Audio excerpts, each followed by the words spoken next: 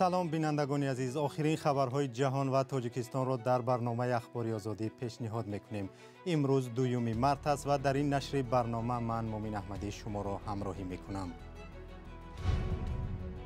روسیه به بمباران شهرهای اوکراین ادامه میدهد. مقامات روس اعلام کردند که یک شهر استراتژیکی را گرفتند. لیمیت برق بدون آگاهی، برخی ساکنان در تاجیکستان از قطع انتقال نیروی برق به خانه‌هایشان شکایت میکنند. شاو پیش پوتانه بینی طوری نزنده یگون چقیری تو که فنری که چی میگیری میگردی. یک ماه بازداشت شاهد محمد جانوه کی از نام مادر بلاگر گروهی 24 را تبلیغ کرده است.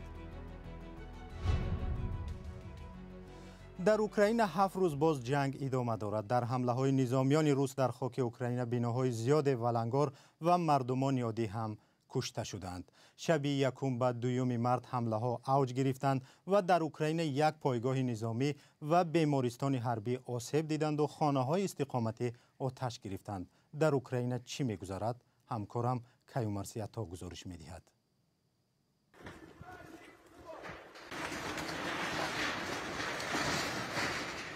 خدمات حالتهای اضطراری اوکراین خبر داد که بر اثر حمله‌های هوایی نظامیان روسیه در ولایت خارکوف که صبح 2 مارس صورت گرفت، بناهای ریاست کارهای داخلی و دانشگاه ملی آتش گرفتند. خانه‌های مردم عادی نیز مورد ضربه هوایی قرار گرفتند. به اطلاع مقامات در یک شبانه روز اخیر در پی ترکش و حمله‌ها در خارکوف 21 نفر کشته شده، بیش از 100 کس جراحت برداشتند. ساکنان اوکراین میگویند 2 روز اخیر حمله های موشکی و تیرپرانی ها نه تنها شبانه بلکه روزانه هم ادامه می کند.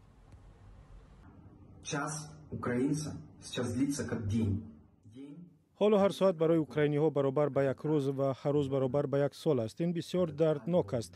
آدمان مجبور شدند خانه هایشان و همه داراییشان را پرتافته جان خود و نزدیکانشان را نجات دهند. وزارت دفاع روسیه ادعا دارد که نیروهای شهر خرسون را تحت نظارت گرفتند. مقامات روسیه همان ادعا دارند که این جنگ نه بلکه یک عملیات نظامی در اوکراین است. به خاطر پیشگیری از حمله های اطلاعاتی ضد روسیه به مرکزهای تکنولوژی خدمات امنیتی اوکراین و مرکز اساسی عملیات روانی در کیف حمله های دقیق صورت گرفت. در این حمله خانه های استقامتی ضرر ندیدند. جو بایدن رئیس جمهوری آمریکا روز سه‌شنبه در سخنرانی سالانه خود در کنگره اول به موضوع وضع در اوکراین توجه کرد و حمله روسیه را به اوکراین محکوم نمود و گفت که پرزیدنت روسیه ولادیمیر پوتین پاداش این عملش را خواهد گرفت. او فکر کرد که غرب و ناتو پاسخ نمیدهند. او فکر کرد که میتواند ما را در همین جا، در همین خانه و تالار از هم جدا میکند. او فکر کرد میتواند اروپا را نیز از هم جدا کند، ولی پوتین اشتباه کرد.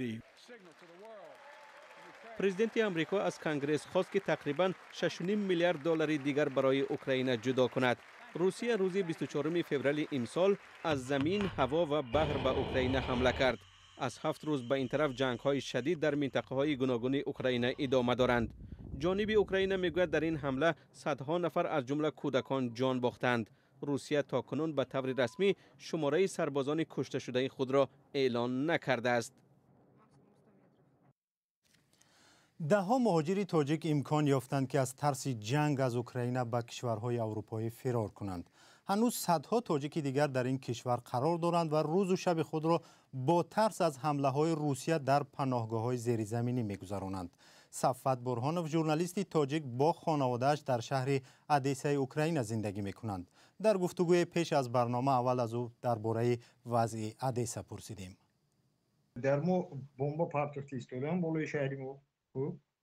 سیرین پیشکی ما خبر میکنند در اینجا همین армияи اوکراین، ما به армияи اوکراین باور داریم. همین مردم همه به армия تکیه کرده ایستاده است. به همین армияи اوکراین، ما به همین سربازای اوکراین هرچی توانم به اینا یاردم کرده ایستادیم. امروز در اینجا بعد که پوتین بمبه های پرتو، پوتین یک خطای استراتژی کرد. یک کاری بسیار بد کرد که هم بمبه ها شده بالای مردم که پرتافت این مردم دیدن که بمب بالای خونه افتاده توی روس و اوکراین جدا نمیکنه، چون این مردم همدل شدن، متحد شدن که اینو باور کردن نمیتونی. پوتین گمان میکرد که رنگ دونباس آدم ها گلدسته میبرون، اگر این بمب هاش نمی پرتافت شاید که در جا مردم به گلدسته میبرون. یکی دیگه نمیبرو این مردم فهمید که بمب بالای خونه که غلطی توی جدا نمیکند اوکراینی، همه برای خودش فرزندش علاقه در پالوی ارمی اوکراین ایستادن. زن و مرد و پیر و برنوی و همه ارمی اوکراین.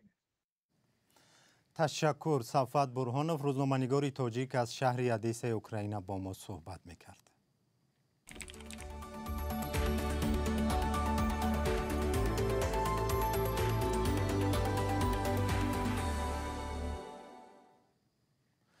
از بازداشت شاهده محمد جانو و مادر بلاگر شیرزاد محمد جانوف یک ماه گذشت. نزدیکانش میگویند در این مدت نتوانستند با او ملاقات کنند.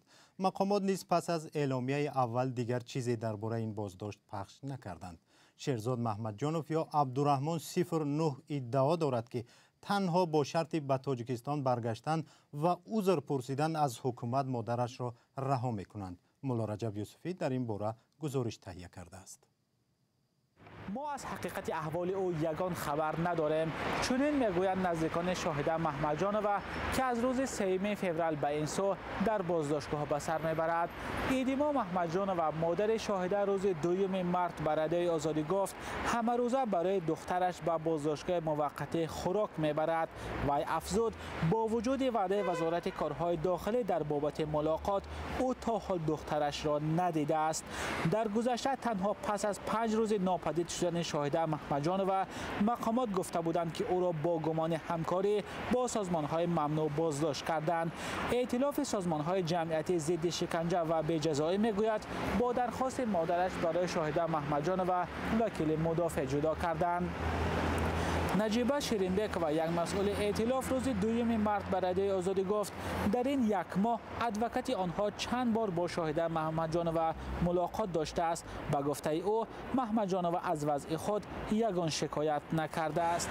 یک منبع آگاه از تفتیشات گفت دلیل اساسی مفتشان علیه شاهده محمد جانو 45 ساله یک صفحه فیسبوکی است که در آن گویا مواد مربوط به گروه 24 تبلیغ شده است، ولی نزدیکان شاهده گفت که تلفن او 2 ماه در دست کارمندان پلیس شهر وحدت بود. سازمان فعالیتش در تاجیکستان ممنوع گروه 24 نیز اعلان داشته است که شاهده محمد جانو با این سازمان هیچ گونه همکاری نداشت. شاهده محمد جانو مادر بلاگر شیرزاد محمد جانوف یا عبدالرحمن 09 است. این بلاگر مقیم آلمان بارها از عملکرد مقامات در مسئله ستر و حجاب انتقاد کرده است. بسیاری از کاربران شبکه‌های اجتماعی نوشتند شاهده محمد جانو به خاطر تنقیدهای پسرش دستگیر شده است، هرچند مقامات این را رد کردند. شیرزاد محمد جانوف ادعا دارد که شرطهای آزادی مادرش را پیش گذاشتند. پس از بازداشت مادرم تقریبا 5-7 روز گذشته بود که به من یک چند شرطها را پیشنهاد کردند و گفتند که یگانه کسی که مادر تو را نجات داده میتواند این خود تو هستی. برای نجات مادر من باید با جمهوری تاجیکستان بر بگردم. این یکی از شرط ها بود و دویم شرط این بود که باید از حکومت جمهوری تاجیکستان بخشش بپرسم. تصدیق درستی گفته های شیرزاد محمد جانوف مشکل است. مقامات در این زمینه هیچ شرحی نمیدهند، ولی بازداشت شدن شاهده محمد جانو یک تنقید را ورد زبان ها کرد که مقامات تاجیک از خانواده های مخالفین یا ناراضیان به حیث ابزار فشار استفاده میکنند. مقامات در گذشته این گونه تنقیدها را رد کردند. مولا رجب یوسفی، شهلای عبدالله، آزادی، دوشنبه. برمیگردیم به موضوع جنگ روسیه با اوکراین. این جنگ برخی کاربران تاجیک را در شبکه‌های اجتماعی دو تقسیم کرده است. برخی از عملکردهای روسیه حمایت میکنند و برخی دیگر آن را محکوم میکنند. همکاران هم در برنامه گپی آزاد با جلب کارشناسان این موضوع را بحث کردند که حالا پارچه‌ای از آن را با هم میبینیم. این حادثه دو پهلو دارد، یکی پهلوی سیاسی و ژئوپلیتیکی و دیگرش پهلوی انسانی و حقوق بشری. در حال حاضر اگر از نگاه حقوق بشری به موضوع نگاه کنیم، این است که اوکراین مظلوم است. مردم اوکراین مردم مظلوم هستند که نزدیک به 5 روز 6 روز میشد که زیر حمله، زیر جنگ، زیر دهشت و وحشتی که در سرزمین ها آفریده شده است میسوزند. جناب سیف الله سفرов نظر شما در این باره چی است؟ من فکر میکنم که در اینجا منفعت های ژئوپلیتیکی البته دولت های اروپایی و امریکا خیلی زیاد به مشاهده میرسند، لیکن در اصل خلق روس و اوکراین یک خلق هستند و پایتخت اولین روسیه هم کیف بود و این رو تمام دنیا میدوند.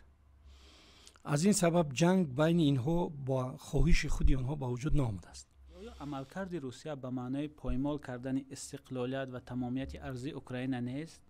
نه، چون که دو ولایت لوگانسک و دونتسک که در آنجا روس‌ها اساساً زندگی میکنند، البته اوکراینی هم هستند، اونها زیر فشار دائمی، زیر تیرپرانی بودند، خانه‌های اونها ویران بود، لیکن در جامعه جهانی یگان چیز نشان ندادند تا دیروز.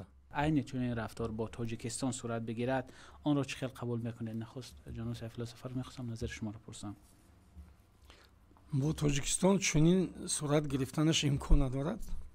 هر کشوری که به تاجیکستان تجاوز میکند از جانب شهروندان تاجیکستان همچون تجاوزگر شناخته میشود. به نظر شما چرا حکومت تاجیکستان در این باره خاموشی را اختیار کرده است؟ چون که این بهترین موقع در شرایطی به عمل آمده است.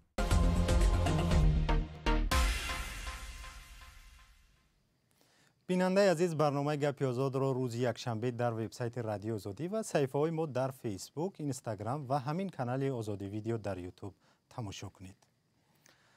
هر روز ده ها نفر به ما می نویسند که در محل زیستشان دسترسی به نیروی برق قطع شده است. مقامات تاجیک هیچ اعلانی درباره جاری شدن لیمیت یا رجای انتقال نیروی برق اعلان نکردند، ولی در یک هفته اخیر ساکنان از وجود لیمیت خبر می دهند.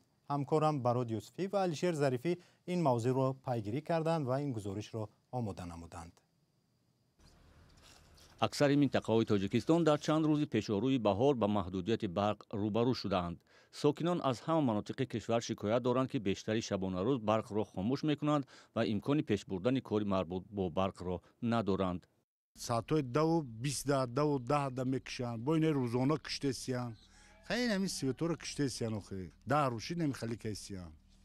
این یک کار میگم بکنه ما در اختار ابریسکه کنند یک کار کنند هیچ کار نمیشه کدا. ساکنان شکوه دارند که برق را به آگاهی خاموش میکنند و به آگاهی در میگیرانند.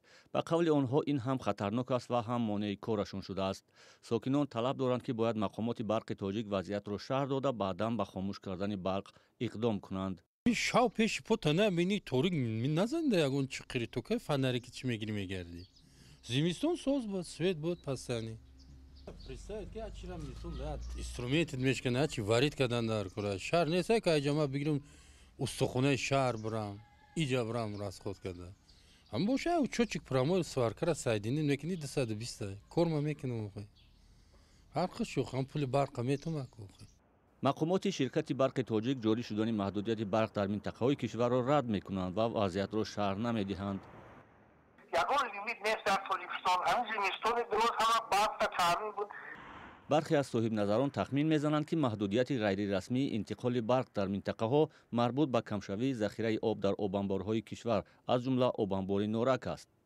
رئیس شرکت برق تاجیک نیز در نشست خبری خود در ماه فوریه خبر داده بود که حجم واردشوی آب به آبانبار نورک کم شده ایستاده است، اما برای تامین به محدودیت برق به ساکنان کافی است.